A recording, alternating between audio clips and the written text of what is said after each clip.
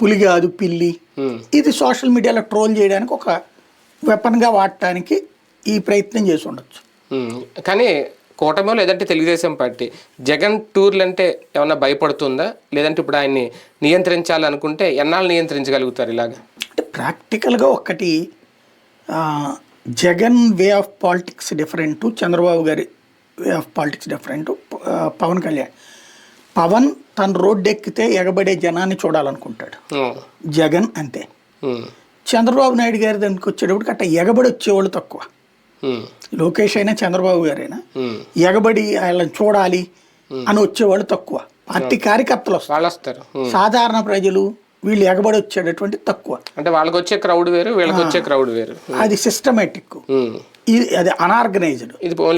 ఇది అనార్గనైజ్డ్, అది organised crowd. కాబట్టి ఈ అనార్గనైజ్డ్ క్రౌడ్ అన్నటువంటి దాని విషయంలో ఎంత రిస్ట్రిక్ట్ చేస్తే అంత ప్రమాదకరం. బేసిక్గా వీళ్ళిద్దరి విషయంలో కూడా పవన్ కళ్యాణ్ ఇప్పుడు ఆ రోజున ఆపే ప్రయత్నం చేశారు వీళ్ళు, అదేది విప్పటం వెళ్ళడానికి ప్రయత్నం.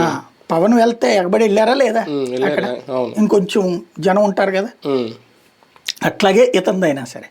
కాకపోతే విప్పటం వెళ్ళడాన్ని ఆపినటువంటి దాన్ని అరాచకం అని చెప్పి విధ్వంస పాలన అన్న పవన్ కళ్యాణ్ ఇవాళ ఇట్లా పదే పదే జగన్ని రిస్ట్రిక్ట్ చేస్తుంటే నోరు మీద పట్టలేదు.